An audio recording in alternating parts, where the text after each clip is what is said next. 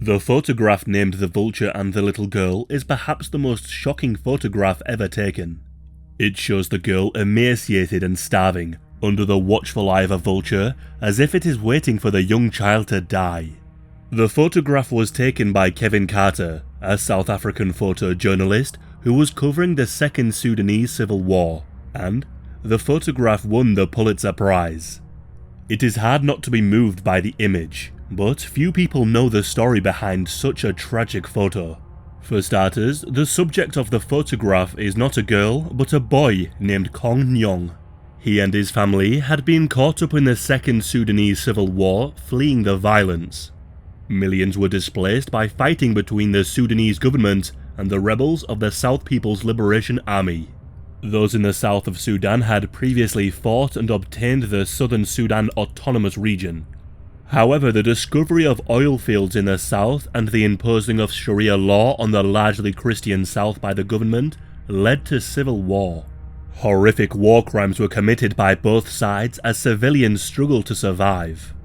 In 1989, Operation Lifeline Sudan was created by the United Nations to deliver aid to the civilians affected by the famines and conflict, regardless of their political leanings. This was achieved through agreements with the Sudanese government and rebel forces, as to access the respective controlled areas would be dangerous without their prior approval. Kevin Carter was sent to Sudan as a photojournalist to help raise awareness and thus gain support for Operation Lifeline Sudan. Carter had made his name photographing the cruelty of apartheid, taking photographs up close with the danger and exposing the grim reality. During his time in Sudan, Carter spent a few days touring villages, witnessing and recording the plight of the countless starving people. During this time, he was surrounded by armed Sudanese soldiers, monitoring his every move. Carter was flown to the village of Ayed to photograph people attending a UN feeding station. There he photographed the starving crowds of people at a feeding station, many of whom had gathered on the runway to get food as soon as possible. After taking some photographs, Carter walked away from the feeding station into the bush. He heard the sounds of quiet sobbing and began to follow the sound. He soon found Kong Nyong, heavily emaciated from starvation, attempting to crawl towards the feeding station. It was at this point that Carter started to photograph the boy. Carter photographed the vulture and the boy for several minutes. As he was taking the photographs, one of the nearby vultures that was feeding on a pile of manure entered the frame, about 20 meters or so behind the boy. He hoped that an even more dramatic shot could be made with the wings spread out, but this never happened. After a few more minutes and realizing he could not get the desired shot, Carter scared the bird away and went and sat under a tree where he wept. He was quoted as saying to another photographer with him he had taken an amazing photograph, but that he could not help but think about his own child enduring such suffering. The plane soon left, needing to make another stop and to obtain approval from a rebel leader for the group to stay a few more days. The photograph was published in the New York Times in March of 1993 and was soon awarded the Pulitzer Prize. It drew many letters of concern about the fate of Kong Nyong. A special editorial follow-up was published, which stated that the child recovered enough to resume their journey to the feeding station after the vulture had been chased away, though it did not confirm whether the child had survived or not. Kong Nyong did indeed make it to the feeding station, and he managed to survive the famine. In looking further into the picture, you can see a plastic bracelet on his wrist, which shows he had already been diagnosed as malnourished, ready to be taken care of.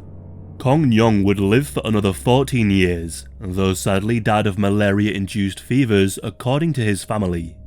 The photograph soon drew criticism, as did Carter, for not doing more to help the starving boy. Rather than helping him make his way to the feeding center, Carter spent 20 minutes taking plenty of photographs before leaving the child to an unknown fate. Many critics compared Carter to the vulture, exploiting and preying on a vulnerable child. However, the United Nations had asked the photographers to have no contact with the famine victims. In order to avoid the spread of disease, and potentially making the situation far worse. There is also the question as to the role, if any, a photojournalist ought to take. Should they interfere in the events they are documenting, or merely attempt to show the rest of the world what is happening? In this instance, Carter opted to take the photograph and leave Kong to make his own way to the feeding station without assisting him at all. In July of 1994, just 2 months after winning the Pulitzer Prize, Carter took his own life. In his final note, he made reference to the events he had witnessed and photographed, such as starving or wounded children, trigger-happy madmen, often police officers, of killers and executioners. Carter's photograph without a doubt drew the world's attention to the famine in Sudan. In response, the world increased aid and support to the region. The Second Sudanese Civil War would continue until 2005. Yet, it is this photograph of Kong Nyong that remains synonymous with the conflict. It is hard not to be moved by the photograph, whether you see it as exploitative or as perfect symbolism for the hardships that the innocent suffer at the hands of the vultures of the world. Some have interpreted the photograph as containing two vultures, the one captured on film and the one behind the lens. Others have pointed to the burden of photojournalists in exposing the horrors most of us will never thankfully experience firsthand. Carter's intentions were only to increase awareness about the bloodshed and famine occurring in Sudan. Perhaps it would have been better for Carter to provide elaboration on the situation behind the photograph, as well as the limitations placed upon him.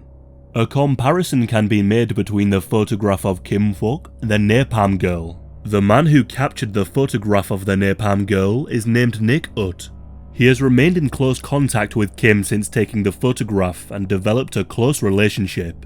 These two different approaches to photojournalism ought to be considered by those putting themselves in situations where they are photographing the vulnerable and the suffering. Photographs such as the ones taken by Carter are valuable, but we must avoid being merely an observer. We must, at the very least, learn from such photographs, and if possible, alleviate the situations presented to us. Carter was able to succeed in taking the photograph that provoked such a strong emotional response as to encourage many more to help the millions affected. Perhaps the question as to what Carter did to help the child was not the best question to ask. Rather, it should be what can we all do to assist when presented with the grim reality faced by so many.